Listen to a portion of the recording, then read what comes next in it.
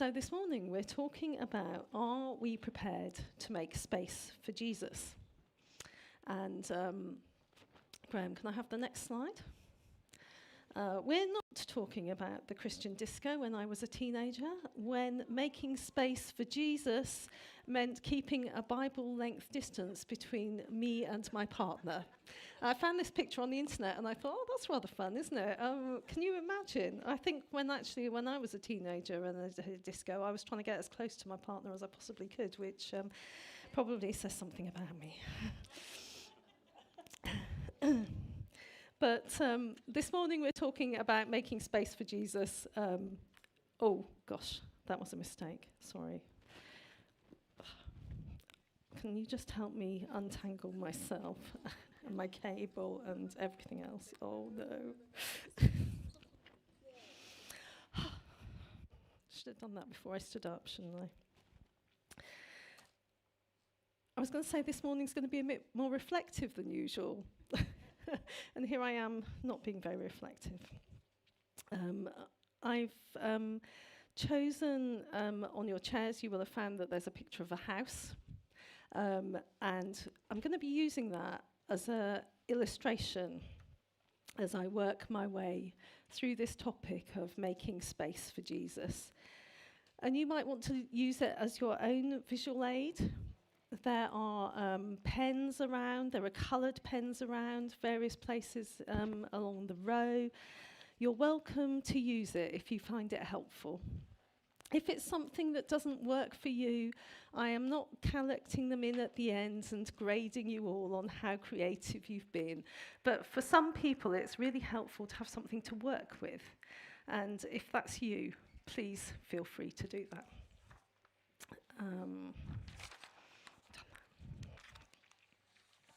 Was there something else I wanted to say?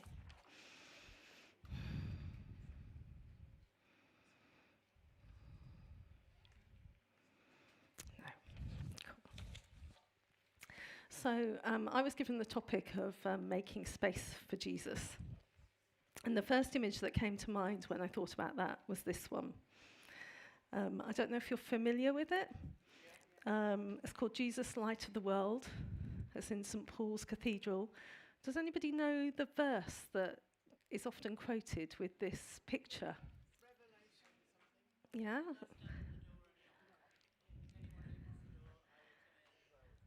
Yeah? Graham? Here I am for the modern.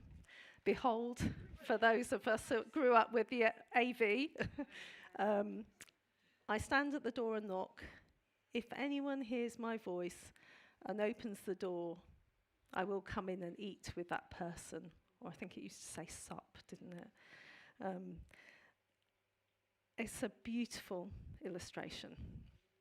And if you could see it in real life, and that was the biggest I could make it for the purpose of the screen, you would notice that there's no handle on the door. Jesus can knock, but he cannot open the door. It is for us to welcome him in. And he waits to be invited. And you might notice around in the picture, there are weeds growing around the door. So it's not actually a very easy door to get through. And if we could actually see it in person, the hinges are really rusty. It's a door that hasn't been opened, or maybe a door that's not been opened very often. And I was just thinking, as we begin our sort of time together this morning, maybe there's your door, the door to your house, is one that's a bit rusty, one that maybe has got weeds growing around it, one that maybe you're thinking, I hear a knock, but I'm not sure if my house is good enough for Jesus to come into. Or maybe there's too much stuff inside. He could get into the hallway, but there wouldn't be space for him to go anywhere else, and that would be really embarrassing. But do you know what? When Jesus knocks at the door with that invitation, when he says, I stand at the door and knock. If you open the door, I will come in. He's not thinking about our stuff. He's thinking about us. He wants to come and spend time with us. He's not bothered about our stuff. He just wants to be in the space with us. And so maybe today, for the first time, you want to open the door and invite Jesus into your home. Or maybe you've just been thinking as you've been sitting there, my door feels a bit rusty. And maybe Jesus is a bit more on the outside than the inside today. And actually, maybe it's time to invite him in again. And I just thought maybe you might like to take a couple of moments with your house that has a door and just think about, am I willing to open that door? Or is that something that I'm happier if it remains closed? So I'm just going to give a couple of minutes just for you to think, and then we'll move on.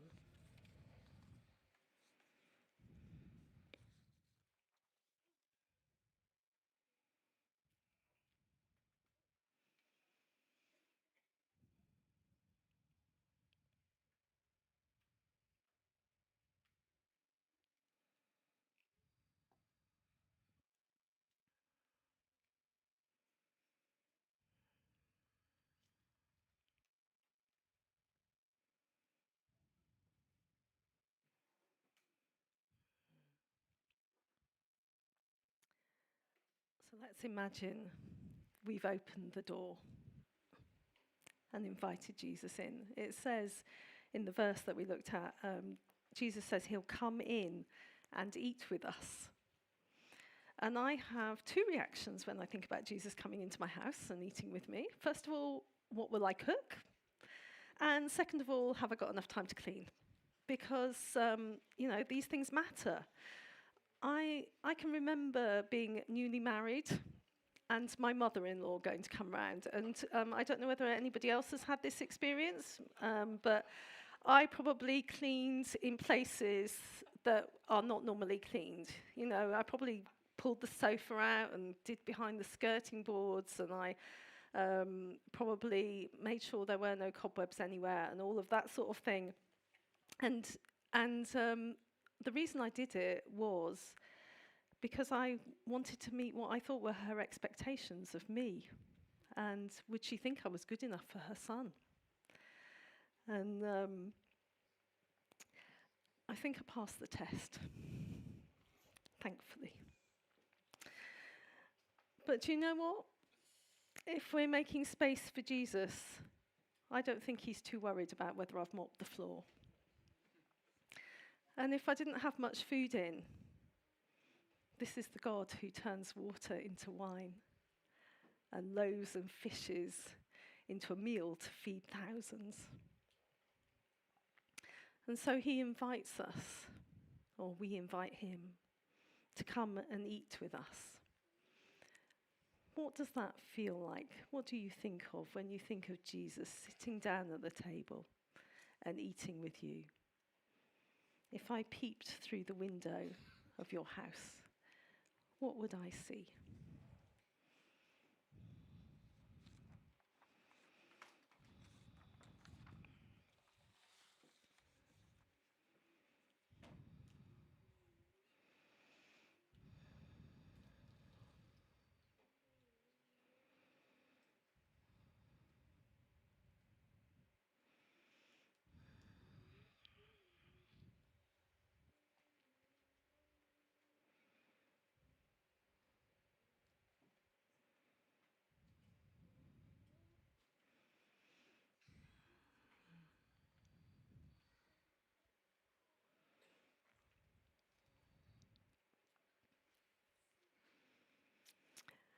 And then, if you're having friends round to for a meal, does it end up in the lounge with a coffee or maybe a glass of wine, just chatting, enjoying each other's company?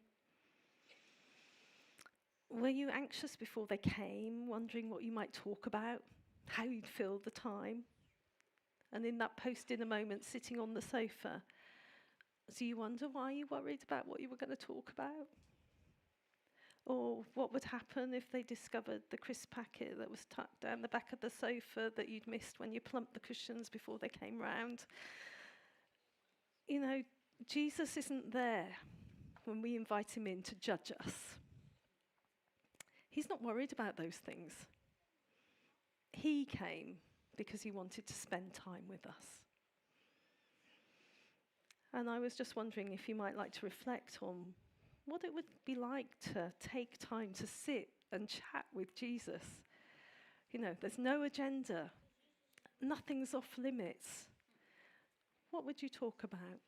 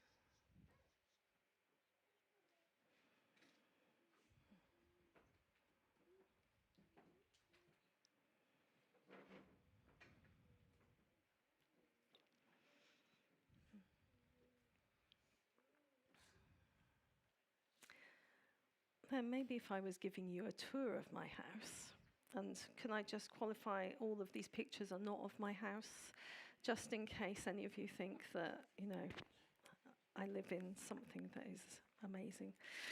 I do live in something that's amazing. Sorry, that was the wrong expression. Something that looks so tidy and, what's the word? Curated. Yeah. And I don't have a cat. So we're going upstairs. In my house, the study is upstairs. And that's my busy space. It's where I do my counselling. I'm self-employed, so it's where I do my finances, my tax, sending out invoices. It's a place where I plan things like today's talk. It's also a place where I go to journal, or maybe if I want to spend a bit of longer time with God, I have a gorgeous chair in there that I like to sit in. And that's my space. But sometimes if you walk past my door, there's a sign up that says, "In session." And that means, don't interrupt me.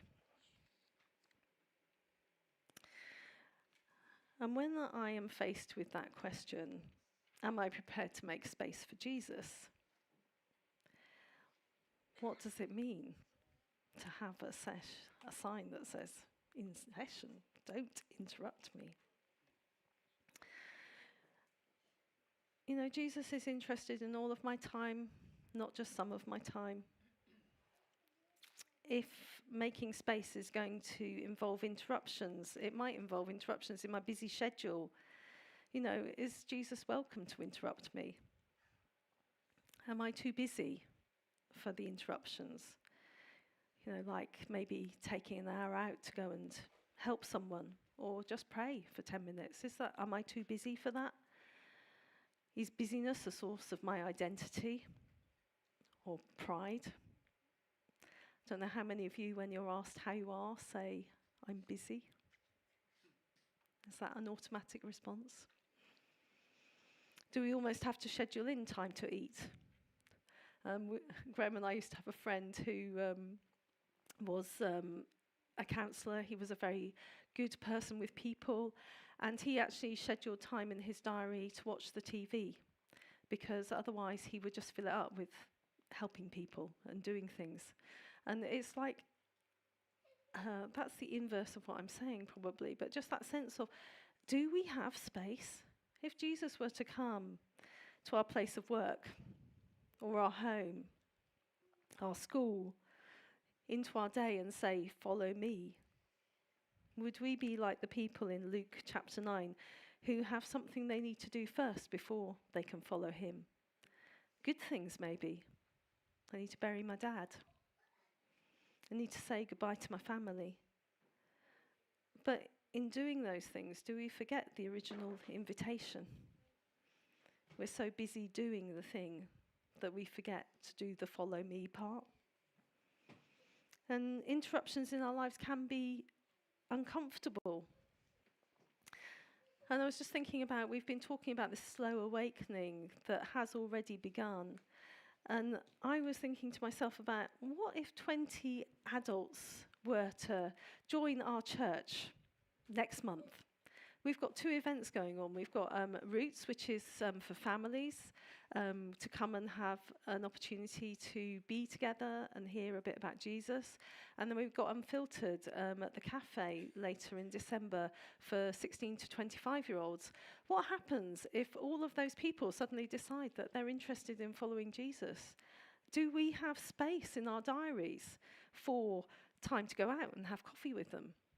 Maybe to invite them round for a meal or to go out for a meal. Do I have a spare hour where I could sit with somebody who's interested in Jesus and talk to them about what the Bible says? You know, maybe do Bible study with them. Somebody who's new into faith. You know, these are real things that we need to think about when we're talking about, are we prepared? Making space for Jesus means not just creating interior space, but it actually means creating the physical space as well. Have we got the time? Can we invest? Do we count that as a priority enough to invest our time in other people? And I think the challenge here is, how much are we building our lives around Jesus? And how much are we expecting him to fit into our busy schedule? And I want to just leave that with you to think about for a second. Yeah, the challenge is to build our lives around Jesus, not to fit our busy schedule around him. What does that feel like? How do you respond to that?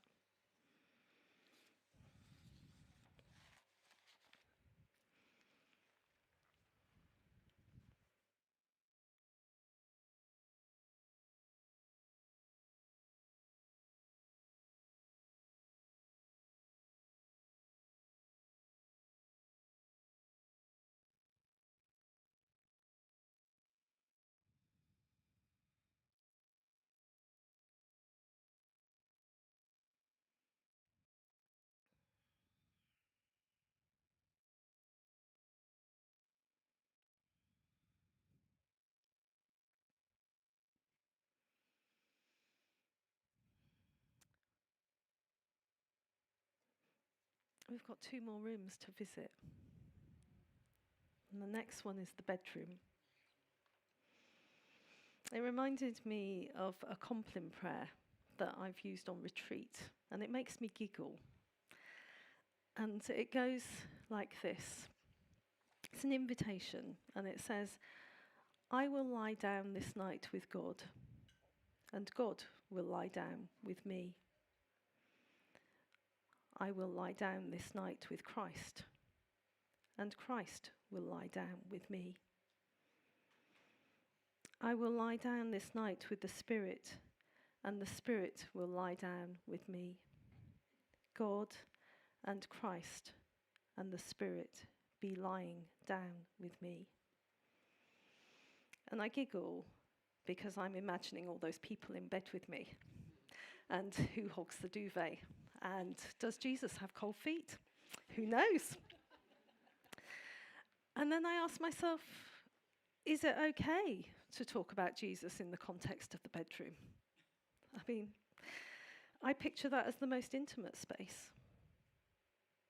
Am I okay to be intimate with Jesus? To share all that I am with him? There's a line in a Martin Smith song, I have felt your touch more intimate than lovers. Jesus, Jesus, friend forever.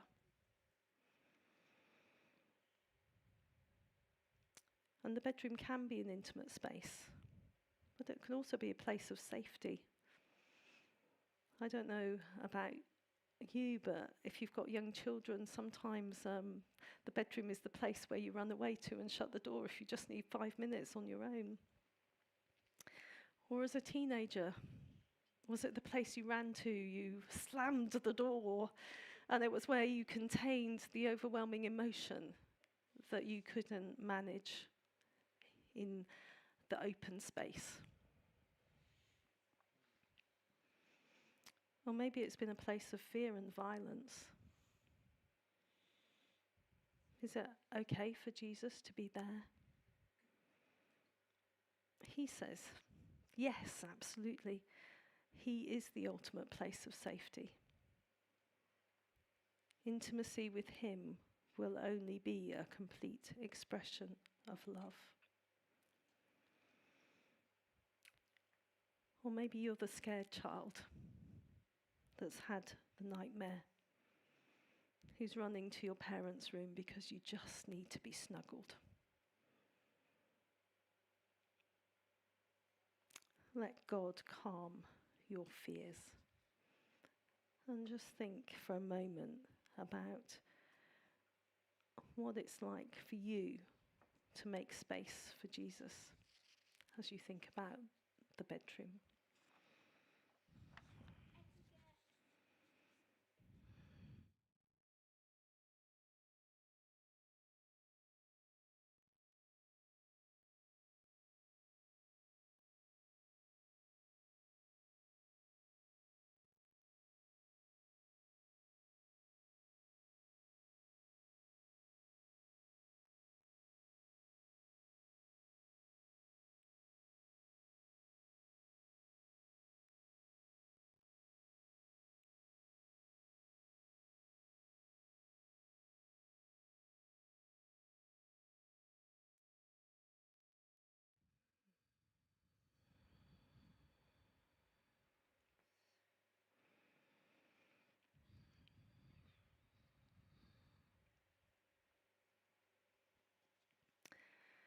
And lastly, does everybody have one of these? A dumping ground? Whether it's the corner of the kitchen top, the spare bedroom, the attic, the garage. Do you have a space where the things you're not quite sure what to do with go? Or the things that might come in handy one day? The things that have memories attached to that we don't put on display but we can't bear to let go of? Or do we have boxes of our kids' stuff who've left home, got their own homes, but never seem to have room for those particular items? You know, they're at ours because maybe one day they might come and collect them. I don't know. If you were showing Jesus around your house, is this the room where you might leave the door shut? Or maybe you might not quite get there on the tour. Is there a place where God isn't allowed to go? Where Jesus, you know, you're welcome in my life, but don't touch that bit. It's too big, too scary. I said at the beginning, Jesus waits for our invitation. He won't barge in. He waits for us to invite him. And then if we do, he helps us to make space in the hard places. If we allow him to, he can transform every part of us, not just the bits that are okay or that we feel comfortable for him to be around.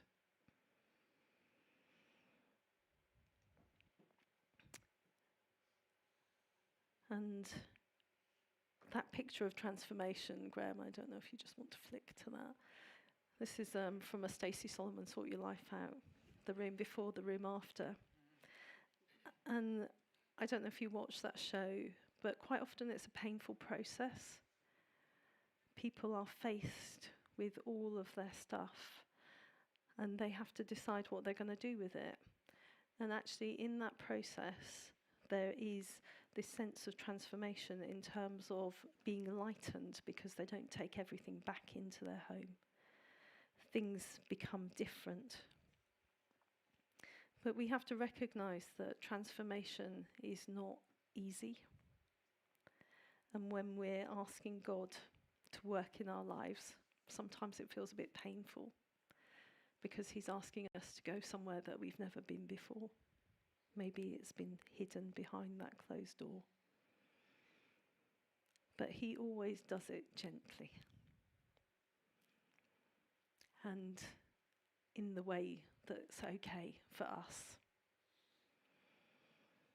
And sometimes you think that you've emptied everything out, and then suddenly God reveals another box that has somehow got hidden, and you're there again going, Father, please help me.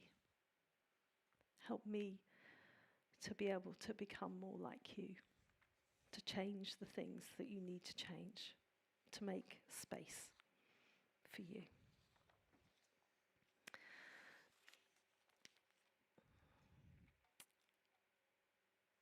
So we've done the tour of the house. And what I'd like to do is allow 5 minutes, that might feel like a little bit too long, I don't know, for you just to reflect, make space for Jesus.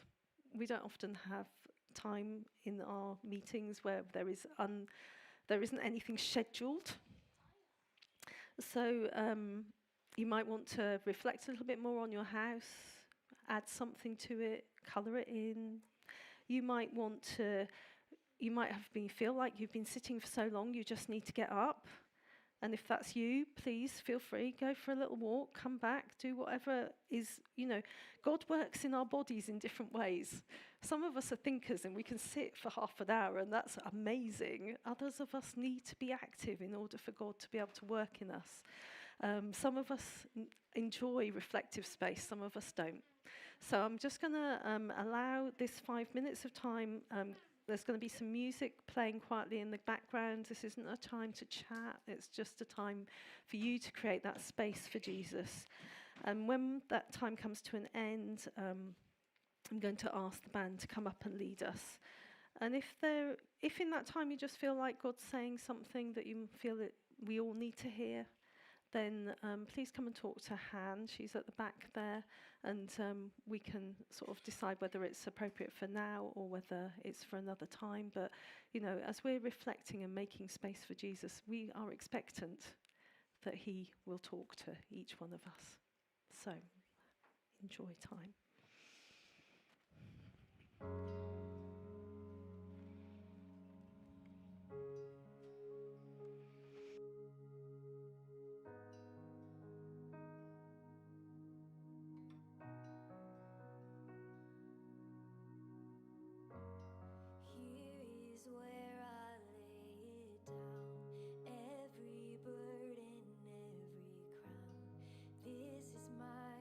Surrender.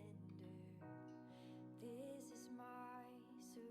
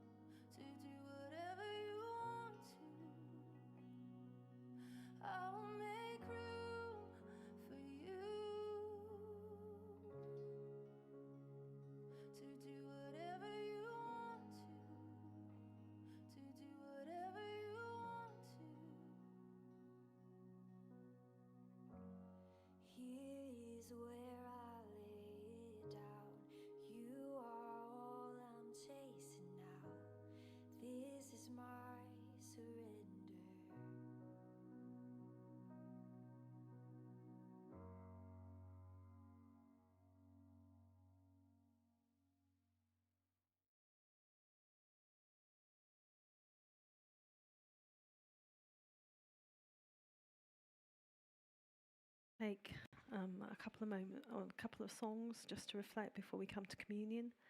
And I asked Joel if he would help us to sing the song that we've just been listening to, because it holds all of those things that we've been talking about this morning, making room and letting go of things.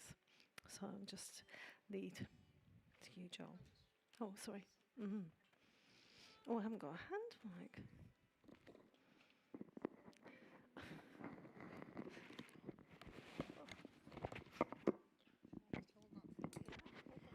Yeah, it's just that when we were praying before the meeting, God just said, I call you brothers. That's all I heard. And I've been looking at John's Gospel quite a bit. And I just wanted, as we come to communion, just to remember some verses in John chapter 15 where Jesus says, he says, I no longer call you slaves because a master doesn't confide in his slaves. Now you are my friends, since I have told you everything the Father told me.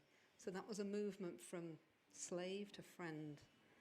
But after Jesus rose from the dead, which obviously is what we celebrate, his death and resurrection as we come to communion, he says this.